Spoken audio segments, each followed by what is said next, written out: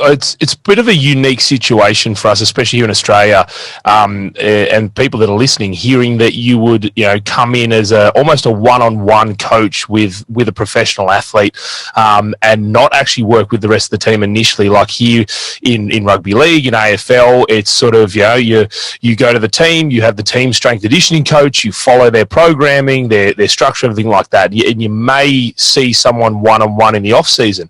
But I know it is far more common in NFL and NBA for a lot of the guys to have their own go-to guy.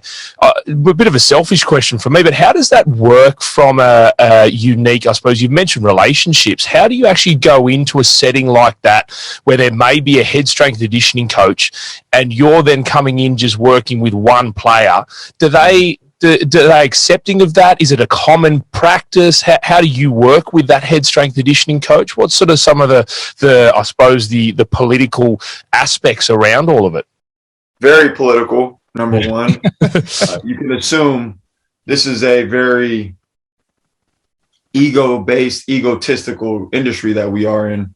And it's unfortunate, but I think knowing that going into the situation of being someone's guy and then going into another strength coach's space, you have to understand that this is their home. You have to understand that it's not about who's the bigger dog or who does what. It's just really about the players. So the first thing I wanted to do going into the situation was establish a kosher and complementary relationship with that strength coach. And at the time, his name is Jason Summerlin.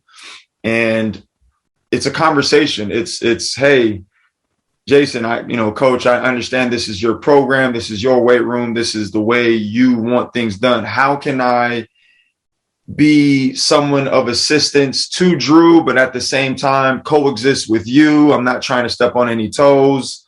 This is the situation. And just be completely transparent, because you have to understand that it's a sensitive, super sensitive situation. And I was very cognizant of that. I was very aware of that. So I wanted to make sure that the first thing I did was have a conversation with Coach Summerlin and let him know that I'm not here to create any fires. I'm not here to ruffle any feathers. I'm here for one purpose and one purpose only, and that's to help Drew. Drew has asked me to be here. How can I help you, in a sense, create an environment that doesn't mess anything up that you already have going, and potentially help what you got going, and leave it up to him. It is the ball is in your court, so to speak, no pun intended. So I think that's number one. I hear a lot of stories about how when guys, trainers come in, they're not communicative. They walk in with their nose up.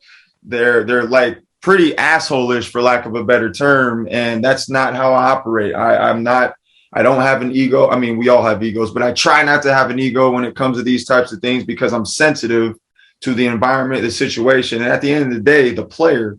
And if I can create an environment that's comfortable for the player, then that's the goal.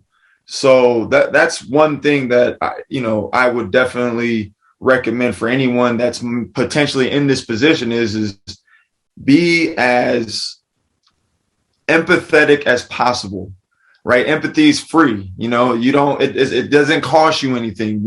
Bring your ego down, bring your pride down, and try to understand where that person's coming from, right? Like put yourself in their shoes. Like, you have one of my best players and he doesn't want, what's going on, right? So that's a very tough position to be in. I could imagine, if I put myself in Coach Summerlin's shoes, I can understand why, or if he could start to feel a certain type of way. So bring that down, put him at ease and say, hey, I'm here to help you. How can I do that? And that's kind of the approach that I took. I think it was successful.